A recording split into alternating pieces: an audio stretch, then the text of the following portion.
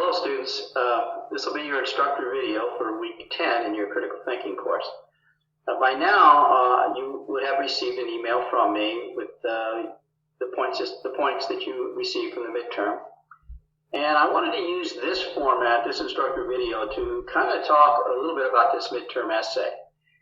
In your feedback, I pointed out the questions that you didn't correctly answer and gave you an answer guide with the correct questions and the rationales for those. I didn't really, I maybe said something in passing about your essay, but I wanted to kind of do this in a group setting.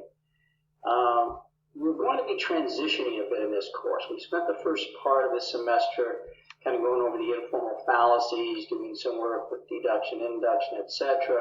And now we're going to try to employ those critical thinking skills in doing a critical analysis of some essays. And if you look downrange in your course, you'll see how that's going to happen. Now, in the email, I expressed to you the fact that there's still 41 points available in this class. So you've got a lot of points still out there to determine your final grade, and the amount of points that you capture are going to be really kind of up to you. You're going to have to be that person that kind of steps up to the plate and pays particular attention to what's in the course shell to assist you in getting and obtaining the highest grade that you can earn. Now, that essay.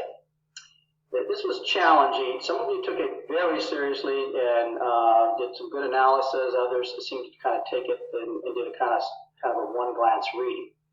Well, here's a secret for critical thinking. You've got to really ponder. You've got to really look at an essay, especially the essays that we will do for the rest of this class, and take a hard look at them. You kind of got to dig down. You got to drill down, as they say. Now, a lot of folks seem to have a little trouble trying to capture what she was saying. So let me just give you some broad, generalized context on this. Ellen Goodman's been around a while. She gets paid to write. She writes columns. She's a syndicated columnist, which means that she writes these things and then sends them out, and then newspapers can decide to buy them or not buy them, and publish them or not publish them, and then they pay her something if they do choose her article. I've been teaching critical thinking for going on 18 years now in the college district, and I've received, oh my goodness, 100 books at least from publishers trying to get me to use their critical thinking books. And I've kind of rejected them because a lot of them have elements I think would confuse students, and I'm more concerned about the informal fallacies and getting a basic understanding and grasp so that we can use these critical thinking skills. So I've stayed with the Dammer text. Really not, in my view, really great text out there. But the reason to share that point with you is almost in all those critical thinking books that I've been sent over the years, they seem to have an Ellen Goodman article in there as an example. I don't know that she knows that. She's used a lot.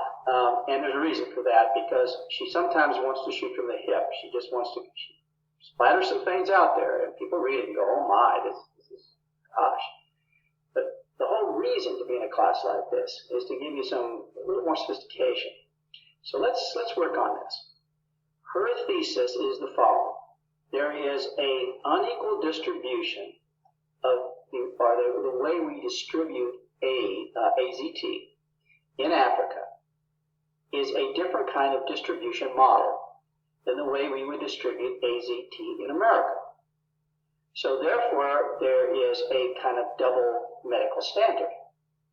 And this is clearly immoral. Okay? That's the thesis. That's what she wants to sell you. That this unequal distribution, the way we're distributing the AZT in Africa, which is different than how we distribute it in America, is a double standard, and it's immoral. All right, well, let's break that down a bit. Is it a double standard? Yes. We're distributing AZT differently in Africa than we are in America. Now, the second part requires that a double standard is immoral. That double standards are just immoral. Now, here's a critical thinking strategy for you. If you're on the right track with something, you should be able to take your principle, and here the principle would be double standard equals immoral conduct. That principle should hold in a wide variety of cases if it's a valid principle. So the way to check that out would be to go into another venue. Let's look at double standards completely separately from this particular example of double medical standards. When I'm in a classroom, I'll ask students, okay, well, let's name a double standard. And I've had students raise their hand and say, well, Professor Steele, when guys go out and have a lot of girlfriends and then girls go out and have a lot of boyfriends, they're judged differently. There's a double standard. Well, yeah, in our society, I think that would be a fair statement. Is it immoral? Well, in the sense of discrimination, if we look at things fairly, there seems to be an element of discrimination there. Okay, so we might look upon that kind of a double standard as being kind of morally suspect. I'd be okay with that. Let's suppose it gets more serious. Let's suppose that a college professor grades his one ethnic group one way, and then grades another ethnic group the other way, different way. Well, that would be a double standard too, and it would be not only unethical and totally unprofessional, it would probably be illegal, because those kinds of double standards have been recognized by our country and court system as violating basic principles of the Constitution. They have those kind of double standards. All right, so it looks like double standards are bad stuff. Well, let's push on with this a little bit. Suppose a police officer is arrested for DUI, off duty, and a person, let's say, nice guy, a carpenter, independent contractor, and he gets arrested for DUI. Are they held to the same standard?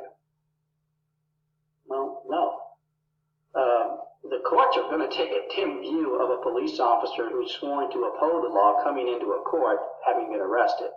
His police department may very well suspend or terminate his employment. That's generally not going to happen to the independent contractor. He's not going to fire himself via DUI. And the courts are going to give him a general, almost lower range of punishment. Guess what? That's a double standard. See, the police officer is being held to a higher standard, and that creates a double standard, and yet we're perfectly okay with that. Look, it's particularly egregious when we read about priests who molest children. That really seems to strike a negative chord. Molesting children is a very bad thing.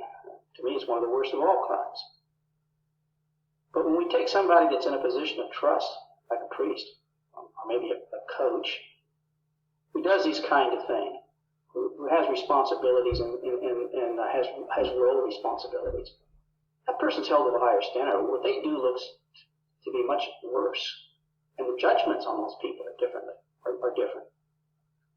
Well, folks, that's a double standard, and it's one that's morally decent. I think it's fair to hold people sometimes to a higher standard, even if it does create a double standard. You follow my logic here. Now let's go back to the Goodman thing. What's going on here? Let's put this in some sort of context. What sort of responsibility do we have as a country to distribute AZT in America to our citizens? I think we've got a pretty strong responsibility. Kind of like the same responsibility you might feel to distribute your wealth to members of your own family. You would give them priority, I think in most cases, than to total strangers or to people you don't know. In other words, is it the same kind of thing to provide medical relief to people in your own country? Is it the same sort of obligation and responsibility that you have to provide charity to other countries? There's a difference there. Now, let's go back to what's going on here. Goodman is getting a lot of mileage out of the horror of the idea that some people who need AZT are getting placebos, as these doctors try to maximize the available AZT, the charitable AZT that we're distributing. And that's kind of playing on the emotional side of things, but when you take a hard look at that, you realize that these countries would receive no aid on our AZT if we were not giving it to them. So one way to solve this double standard would be to eliminate giving AZT, just not do it. Well, wait a minute, you say that doesn't work. That's kind of absurd. Well, yeah, it would be. In other words, if the crime here is the double standard, it can be eliminated. You know, we just won't distribute charity to foreign countries. As you read in the article, these countries only have like $21 a year for the health needs of of each individual person. Well, they wouldn't get any AZT at all. Now, clearly, the idea that we would be experimenting on people and causing them harm could be a very serious moral issue, but that doesn't appear to be what we're doing. You know, it's not like the Tuskegee, and that analogy is hideous. In Tuskegee, to the horror and the shame, everlasting shame of that county, they had plenty of penicillin to give people that had contacted a venereal disease. And they decided not to give that treatment to black males, because they wanted to watch how the disease progresses. It was beyond belief.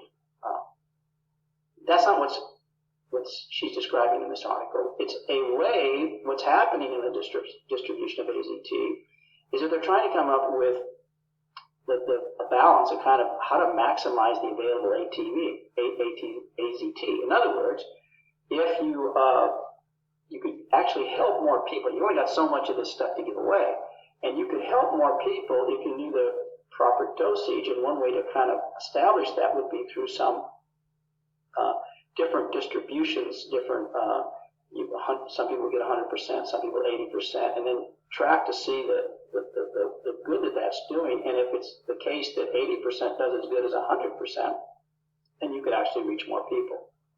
It's not an ideal kind of thing, but given the problem of trying to help others in foreign countries, it seems that these people are well-meaning, at least. They're certainly not Nazis experimenting on people because they're Jewish or something.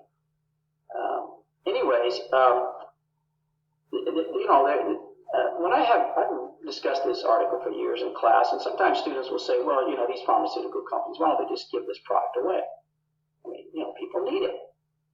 And why don't they just give AZT? Well, that's a problem too, because pharmaceuticals will argue, and believe me, I'm no big defender of people that make millions of dollars, in ways that maybe not be being very good Samaritans. But these companies do have research and development expenses, and if they just gave their product away, which would devalue it, then that would kind of go contrary to the idea that you need to have a profit over something that you produce so that you can reinvest that money. But see, that starts to be like a red herring, though, doesn't it? Think about it, because I'm really getting off the topic. Her point was a unequal distribution, different distribution method in terms of AZT in Africa than we would employ in the United States is immoral and tantamount. It's heading down the way towards what we did in Tuskegee. We should have learned a lesson there, and what the Nazis did in World War II. And flatly, that doesn't work. So that is kind of what's going on in that essay. If you look at it again, if you read it again, possibly, you might, see more of what I've said. I've had the distinct advantage over you folks of having looked at that essay for probably the last 10 years, and I do see those defects. The criteria for a good argument that it clearly violates its relevance when you start making analogies, and that's kind of what she wants to do, make analogies to how we're distributing AIDS to these other terrible incidents, Tuskegee and Nazis in World War II. You're violating the relevance criteria. You're getting off track because the analogy just doesn't work. It's not the same kind of thing. And she really doesn't provide sufficient grounds in the sense that she's not really, being careful to explain